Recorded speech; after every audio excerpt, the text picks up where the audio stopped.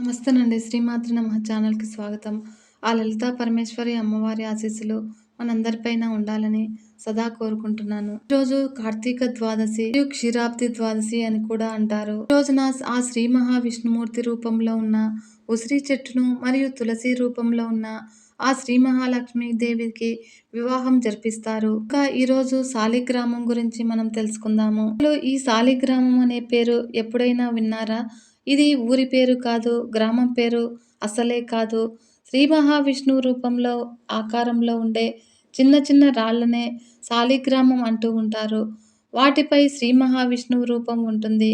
అయితే ఇవన్నీ కూడా ఒక్క నదిలోనే ఎక్కువగా దొరుకుతాయి. గండకీ నది గర్భంలోనే ఇలాంటి రాళ్ళు ఎక్కువగా దొరుకుతాయి. వీటిని చాలామంది పూజ గదిలో ఉంచుకొని పూజిస్తూ ఉంటారు. మరియు వీటికి ఎంతో మహిమ కూడా ఉంటుందని భక్తుల నమ్మకము. అన్నీ గుండ్రంగా నున్నగా ఉంటాయి మరియు తాబేలు ఆకారంలో నోరు తెరుచుకుని ఉంటాయి. లోపల విష్ణువు కూడా కనబడతాడు. ఇంత ప్రత్యేకమైన ఈ శాలిగ్రామాలు గండకీ నదిలోనే లభించడం వెనుక ఒక కథ ఉంది. ఇప్పుడు మనం తెలుసుకుందాము. ఛానల్‌ని ఫస్ట్ టైం చూస్తున్నట్లయితే ఈ వీడియో కనుక మీకు నచ్చినట్లయితే లైక్ చేయండి ఫ్రెండ్స్. మరియు మన ఛానల్‌ని సబ్స్క్రైబ్ చేసుకొని సపోర్ట్ చేయగలరని భావిస్తున్నాను. పూర్వము గండకి అనే అమ్మాయి ఉండేది. ఆమె అందానికి ఎవరైనా సరే దాసోహం కావాల్సిందే. శ్రావస్తి అనే నగరంలో ఈ గండకీ దేవి ఉండేది. గండకి ఒక వేశ్య. గండకీతో ఒక్క రాత్రి గడిపితే చాలు వాళ్ళ తలరాతలు మారిపోయేవి. వాళ్ళ అదృష్టాలు కూడా మారిపోయేవి. బాగా సంపన్నులుగా, గొప్పవాళ్ళుగా మారిపోయేవారు. దీంతో చాలామంది డబ్బు ఉన్న వాళ్ళు ఆమె కూడా అనుభవించాలని కోరుకునేవారు. అయితే గండకి మాత్రము అందరినీ తన దగ్గరకు రానిచ్చేది కాదు. చెడ్డవాళ్లతో అస్సలు గడిపేది కాదు. రోజుకు ఒక్క వ్యక్తితోనే గడిపేది. మరుసటి రోజు గడపబోయే వ్యక్తితో ముందుగా రోజు బేరం కుదుర్చుకునేది. ఇక ఆ రోజు మొత్తము అతనే భర్తగా భావించేది. తను ఏది కోరితే అది చేసేది. కేవలం సుఖం అందించడమే కాదు, తనను భర్తగా భావించి తాను చెప్పేది ప్రతి పనిని చేసేది. అలా తన వద్దకు వచ్చిన వ్యక్తికి ఏమైనా తట్టుకోలేకపోయేది. గండకీదేవిని గురించి నారాయణుడికి తెలిసింది. ఆమెను పరీక్షించాలని అనుకున్నాడు. ఒకరోజు ముందు మారువేష రూపంలో వెళ్ళి గండకీదేవితో బేరం కుదుర్చుకున్నాడు. ఆ గండకి కూడా అతను మంచివాడిలాగా కనిపించాడు కాబట్టి ఒకరోజు ఆయనకు భార్యలాగా ఉండేందుకు ఒప్పుకుంటుంది. అలా తనకు ముందుగా భార్యలాగా స్నానం చేసి కడుపు నిండా భోజనం పెట్టమని కోరతాడు ఆ నారాయణుడు. సరే అని గండకీదేవి ముందుగా ఆయనకు స్నానం చేయించబోతుంది. బట్టలు తీసివేస్తే ఒంటి నిండా పుండ్లు కనపడ్డాయి. నారాయణుడు వికారంగా కనిపించాడు. అయినా కూడా ఆమె శ్రద్ధగా స్నానం చేయించింది. సువాసనలు గుప్పించే సుగంధ ద్రవ్యాలను ఈ గండకీదేవి ఆయనకి పూసింది. కొత్త బట్టలు తొడిగించింది. తర్వాత తనే వంట చేసి అతనికి వడ్డించింది. అతని చేతులకు మొత్తం పుండ్లు ఉండటంతో సరిగ్గా తినలేకపోతాడు. దాంతో ఆమెనే తినిపిస్తుంది. తర్వాత మిగిలిన అన్నాన్ని ఆమె తింటుంది. తర్వాత అతన్ని పక్క మీదకు తీసుకువెళ్తుంది. కానీ ఆయన ఏమీ చేయలేని పరిస్థితుల్లో ఉంటాడు. బాగా జ్వరం కూడా వస్తుంది. అతనికి ఆ రోజు అంతా సేవ చేస్తుంది ఈ గండకీదేవి. ఆ రోజు రాత్రి అతను చనిపోతాడు. తన సొంత భర్త చనిపోయాడన్నట్లుగా బాధపడుతుంది. మరియు భర్తతో పాటు తాను కూడా చితిలో పడుకొని సతీ సహగమనం చేయడానికి సిద్ధం అవుతుంది. అప్పుడు అందరూ అడ్డుకున్న కూడా వినదు. తన దగ్గరుండే సొమ్మునంతా బీదలకు పంచిపెడుతుంది. తర్వాత శ్మశానంలో చితిలోకి దూకుతుంది. అయితే మంటలు ఒక్కసారిగా మల్లెపూల మాదిరిగా మారిపోతాయి. విష్ణువు ప్రత్యక్షమై నువ్వు చేసే వృత్తిని నిజాయితీగా చేయడము నాకు బాగా నచ్చింది అని అంటాడు. అప్పుడు గండకీదేవి సంబరంగా విష్ణువును వైపే చూస్తూ ఉంటుంది. అప్పుడు విష్ణువు నీకు ఏం వరం కావాలో కోరుకో గండకి అని అంటాడు. గండకీదేవి విష్ణువునే తన గర్భాన పుట్టాలని కోరుకుంటుంది. దానికి విష్ణుమూర్తి సరే నీ కోరిక వచ్చే జన్మలో తీరుతుందని నీ గర్భంలో ఎప్పుడూ నేను పుడుతూనే ఉంటాను అని అంటాడు శ్రీ మహావిష్ణుమూర్తి. అలా గండకీదేవి మరుజన్మలో నదిగా పుట్టింది. ఆ నదీ గర్భంలోనే ఈ శాలిగ్రామాలు అంటే విష్ణుమూర్తి రూపంతో ఉండేవి పుడుతూనే ఉంటాయి. ఇది శాలిగ్రామము గండకి కథ. అయితే ఈ శాలిగ్రామాల్ని ఇంట్లో పెట్టుకొని పూజ చేయవచ్చా? మరియు శాలిగ్రామ మహిమ గురించి ఇప్పుడు మనం తెలుసుకుందాము. శాలిగ్రామము విష్ణు ప్రతీకమైన ఒక శిలా విశేషము. సర్వకాల సర్వావస్థలయందు విష్ణువు సాక్షాత్తు సాన్నిధ్యం కలిగి ఉండేది ఈ శాలిగ్రామంలో మాత్రమే. అందుచేత గృహ దేవతార్చనలలో గాని, దేవాలయాల్లో గాని ఈ శాలిగ్రామం లేకుండా పూజలు కొనసాగవు. ద్వైతులు, విష్ణాద్వైతులు, అద్వైతులు తమ తమ దైవతార్చనలలో ఈ శాలిగ్రామాలను పూజకు ఉపయోగిస్తారు. భారతదేశంలో శాలిగ్రామ పూజ బహు పురాతనమైనది మరియు క్రీస్తు కంటే ప్రాచీనుడైన అవస్తంభుడు శాలిగ్రామ పూజను పేర్కొన్నాడు. త్రిమతాచార్యులు తమ తమ భాష్యాలలో ఈ శాలిగ్రామాలు విష్ణు రూపాలని వివరించారు మరియు దేవాలయాలలో పంచాయతన మూర్తులకు శిలా ప్రతిమలు ఉంటే గృహస్థులకు మణి, స్వర్ణ నిర్మితమైన మూర్తులు ఈ శాలిగ్రామములు ఉంటాయి. సాధారణంగా ప్రతిమలకు నిత్య పూజా సమయంలో ఆవాహనాది షోడశోపచారాలు చేయాలి. శాలిగ్రామాలలో దేవత నిత్యము సన్నిహితమై ఉండడం వల్ల వాటికి పూజా సమయంలో ఆవాహనాది ఉపచారాలు అవసరం లేదు. హిందువులందరికీ తులసి, శంఖము, శాలగ్రామము పూజనీయమైనవి మరియు తులసి హిందువుల ఇహపర సాధనానికి భూలోకంలో అవతరించిన వనదేవత.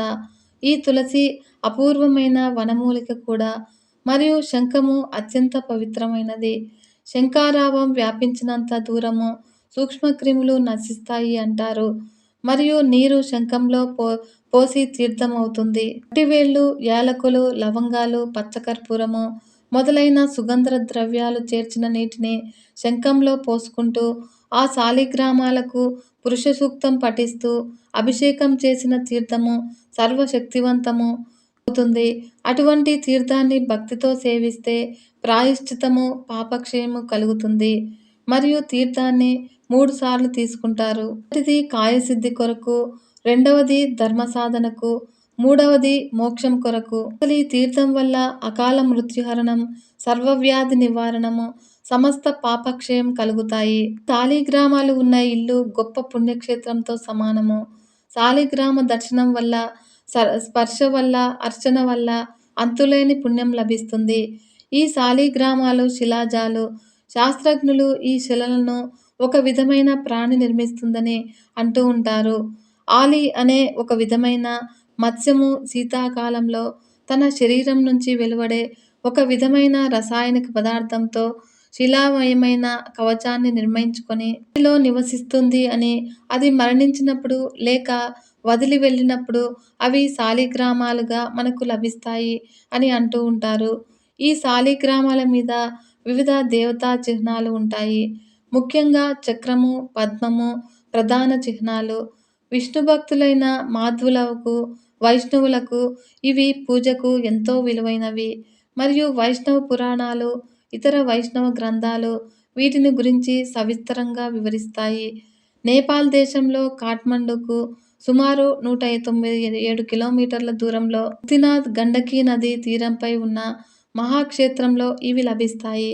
ఇవి సాధారణంగా స్థలజాలు, జలజాలు అని 2 రకాలుగా ఉంటాయి. గండకీ నదీ తీరాన్ని ఆనుకొని ఉన్న శాలిగ్రామ గిరిపైన స్థలజాలు, గండకీ నది గర్భంలో జలజాలు లభిస్తాయి. ఈ శాలిగ్రామాలలో బంగారం ఉంటుంది అంటారు. అందుకే వాటిని హిరణ్యగర్భ అని కూడా అంటూ ఉంటారు. శాలిగ్రామాలు అమోనైట్ శిలామాలు. ఇండియాలో ఈ శాలిగ్రామాలు సముద్రంలో నివసించే టెథైస్ అనే ప్రాణి వల్ల ఏర్పడతాయి. ఇటువంటి శిలాజాలు అనేక రకాలు ఉన్నాయి. 200 మిలియన్ సంవత్సరాల ఇండియాలో ఉత్తర దిక్కుగా 9000 కిలోమీటర్ల దూరంలో జరిగి ఉన్నాయి. హిమాలయాలు ఏర్పడ్డాయి. వీటి నుండి అనేక నదులు ప్రవహించాయి. ఇండో మైదానంలోని ప్రవహించే అటువంటి నదులలో ఒకటి ఈ గండకి. శాలిగ్రామములు మన శాస్త్రాన్ని అనుసరించి కొన్ని సౌమ్యమైనవి, కొన్ని ఉగ్రమైనవి. శాస్త్రసమ్మతంగా చక్రశుద్ధి, వక్రశుద్ధి, శిలాశుద్ధి, వర్ణశుద్ధి గల వాటినే పూజించాలి. రకరకాల రంగులు కలిగిన ఆరునలుపు, భగ్నమైన, మొక్కవోయిన శాలిగ్రామాలను పూజించకూడదు. నరసింహ, పాతాళ నారసింహ, గండభేరుండ, మహాజ్వాల మొదలైన వాటిని సన్యాసులు, బ్రహ్మచారులు పూజించాలి. విష్ణు, సీతారామ, గోపాల వంటి శాంతమూర్తులనే గృహస్థులు పూజించుకోవాలని అంటారు. పరిమాణాన్ని బట్టి కూడా పూజార్హతను నిర్ణయించుకుంటారు. సాధారణంగా ఇవి ప్రతి గృహంలోనూ వంశపారంపర్యంగా సంక్రమిస్తూ ఉంటాయి. ఈ శాలిగ్రామ శిలామహత్యము గురించి వేరే చెప్పనక్కర్లేదు. తిరుపతిలో శ్రీ వెంకటేశ్వరునికి, మంత్రాలయంలో శ్రీ రాఘవేంద్ర స్వామి వారికి అంతటి మహిమ ఉండడానికి కారణము అక్కడ ఉండే శాలిగ్రామాలు అంటారు. ఈ శాలిగ్రామాన్ని పూజిస్తే ఎంత పుణ్యం లభిస్తుందో, దాన్ని దానం వలన కూడా అంతటి ఫలం లభిస్తుంది. పూర్వము విదేహ రాజ్యంలో ప్రియంవద అనే స్త్రీమూర్తి ఉండేది. ఆమె అత్యంత రూపవతి, గుణవతి అయిన ఆమె ఆ శ్రీమన్నారాయణుని ప్రసన్నం చేసుకుని ఆయనకు కుమారునిగా జన్మించాలని కోరుకుంటుంది. అలా ఆమెను మన్నించిన స్వామివారు మరుజన్మలో ఆమె గండకీ నది రూపాన్ని ధరించేటట్లుగా చేసి తాము శాలిగ్రామం రూపంలో ఆ నదిలో నుంచి ఉద్భవిస్తానన్నాడని కథ. ఈ శాలిగ్రామ శిలయందు చరాచరాత్మకమగు 3 లోకాలు అణిగి ఉన్నాయి. ఆ కారణంగానే శాలిగ్రామాన్ని భక్తి శ్రద్ధలతో, పరిపూర్ణ విశ్వాసంతో శాస్త్ర ప్రకారం అభిషేకిస్తే కోటి యజ్ఞాలు చేసినంత పుణ్యఫలానికి సమానమవుతుంది. మరియు కోటి గోవులను దానం చేసినంత ఫలితాన్ని పొందుతారు. ఇంకా ఈ శాలిగ్రామ పూజచే శివకేశవులని పూజించిన ఫలితం కలుగుతుందట. ఈ శాలిగ్రామం వల్ల ఉన్న ప్రదేశంలో స్నానం చేసినా, దానం చేసినా, కాశీక్షేత్రంలో పవిత్ర గంగానది స్నానం కంటే, ఆ పుణ్యక్షేత్రంలో చేసిన దానికంటే కూడా 100 రెట్లు అధిక ఫలం కలుగుతుంది. శాలిగ్రామమును అభిషేకించిన పుణ్య బలాలను ప్రోక్షించుకుంటే, బలాన్ని తలపై ప్రోక్షించుకుంటే సర్వ పాపాలు నశించిపోతాయి మరియు సర్వ రోగాలు తొలగిపోతాయి, సకల సంపదలు కలుగుతాయి, సర్వ శుభాలను కలిగించి మోక్ష సామ్రాజ్యమును సిద్ధింపచేస్తుంది. ఈ శాలిగ్రామంను అభిషేకించిన జలాలను ప్రోక్షించుకొనిన ఎడల, పవిత్ర గంగానది స్నానమాచరించిన ఎడల, సర్వ తీర్థాలలో స్నానమాచరించిన పుణ్యఫలం కలిగి, సర్వ దేవతలను ఆరాధించిన ఫలితం కలుగుతుంది. ఒక్కసారి భక్తి శ్రద్ధలతో ఈ శాలిగ్రామాన్ని శాస్త్ర ప్రకారం పూజించి అభిషేకించినట్లయితే కోటి లింగాలను దర్శించి పూజించి అభిషేకించిన ఫలితం కలుగుతుంది. ఈ శాలిగ్రామ తీర్థం సేవించినచో 1000 సార్లు పంచామృతమును సేవించిన ఫలితము కంటే, ప్రాయశ్చిత్తముల యందు ఆచరించు దానాలు ఫలితం కంటే అధిక ఫలితం ఉంటుంది. కనీసం శాలిగ్రామాన్ని అర్చించుటకు మంత్రాదులు తెలియకున్నప్పటికీ శక్తిని అనుసరించి పూర్తి భక్తి విశ్వాసాలతో పూజిస్తే కొన్ని ఫలితాలైనా కలుగుతాయి. ఈ శాలిగ్రామ శిలయందు ఉంచిన అన్ని పదార్థములు పవిత్రములవుతాయి. ఈ శాలిగ్రామమును ముందుంచుకొని పితృదేవతలకు తర్పణాలను ఇచ్చిన ఎడల ఆ పితృదేవతలు స్వర్గంలో శాశ్వత సుఖాలను పొందుతారు. అన్ని విధాలైన పుణ్యాలకు పరిమితులున్నాయి గాని ఈ శాలిగ్రామ శిల పూజచే కలుగు పుణ్యానికి పరిమితులు లేవు. అతల, వితల, రసాతల, పాతాళాది 14 లోకాలలో ఈ శాలిగ్రామ శిలకు సరిపడునట్టి వేరొక శిల లేదన్నదే ఈ శాస్త్రవచనము. మరియు ఈ కార్తీక మాసంలో శాలిగ్రామ శిలపై స్వస్తిక మండలమును రచించినచో అనంతమైన పుణ్యఫలం కలుగుతుంది. సంవత్సర కాలము గృహంలో నిత్యాగ్ని హోమము చేసిన ఫలితానికి సమానమైన ఫలితాన్ని పొందుతారు. ఈ శాలిగ్రామంపై శుద్ధమైన మట్టితో కానీ, రంగుతో కానీ ఏ కొద్దిపాటి కేశవనామాలను వ్రాసినా కూడా కోటి కల్పాల వరకు స్వర్గంలో నివసించే భాగ్యం కలుగుతుందిట. శాలిగ్రామాలు పగిలినప్పటికీ, పెచ్చు ఊడినప్పటికీ కూడా పూజార్హత కలిగి ఉంటాయి. కొన్ని శాలిగ్రామాలు ఇంట్లో పెట్టుకొని పూజించుటకు అర్హత కలిగి ఉండవు. విపరీతమైన పరిణామాలు కలుగుతాయి. కాబట్టి ఇంట్లో పెట్టుకొని పూజించాలి అనుకుంటే ఈ శాలిగ్రామాలను గురించి క్షుణ్ణంగా తెలిసిన పండితుల అమూల్యమైన అభిప్రాయాలను తెలుసుకొని ఆచరించటము శ్రేయస్కరము. శాలిగ్రామంపై గల చక్రాలను బట్టి వాటికి వివిధ రకములైన పేర్లు ఉన్నాయి. 1 చక్రం ఉంటే సుదర్శనమని, 2 చక్రాలు ఉంటే లక్ష్మీనారాయణ అని, 3 చక్రములు ఉంటే అచ్యుతుడు అని, 4 చక్రములు ఉంటే జనార్దనుడు అని, 5 చక్రములు ఉంటే వాసుదేవుడు అని, 6 చక్రములు ఉంటే ప్రద్యుమ్నుడు అని, 7 చక్రములు ఉంటే సంకర్షణుడు అని, 8 చక్రములు ఉంటే పురుషోత్తముడు అని, 9 చక్రములు ఉంటే నవవ్యూహము అని, 10 చక్రములు ఉంటే దశావతారము అని, 11 చక్రములు ఉంటే అనిరుద్ధుడు అని, 12 చక్రములు ఉంటే ద్వాదశాత్ముడు అని, 12 చక్రముల కన్నా ఎక్కువ ఉంటే అనంతమూర్తి అని అంటారు. శాలిగ్రామాలు తెల్లనివైతే సర్వ పాపాలు హరిస్తాయి. పసుపు పచ్చనివి అయితే సంతాన భాగ్యాన్ని కలిగిస్తాయి. వర్ణం గలవి అయితే సర్వ సంపదలను ఇస్తాయి. ఎరుపు రంగు కలిగి దానికి గల చక్రము మధ్య భాగంలో కొద్దిగా ఉబ్బినట్లుగా ఉండి రేఖ పొడవుగా ఉంటే దానిని ఆదినారాయణ శాలిగ్రామము అని అంటారు. తెలుపు రంగు కలిగి రంధ్రం వైపున 2 చక్రాలు ఒకదానితో ఒకటి కలిసిపోయినట్లు ఉంటే దానిని వాసుదేవ శాలిగ్రామం అని అంటారు. ఇది సర్వశ్రేష్టమైనది. ఇది ఆధ్యాత్మికతను కూడా పెంపొందిస్తూ ఉంటుంది. తెలుసుకున్నారు కదా ఫ్రెండ్స్. ఓం నమో నారాయణాయ. సర్వే జన సుఖినో భవంతు. లోకా సమస్త సన్మంగళాని భవంతు. నమస్తే.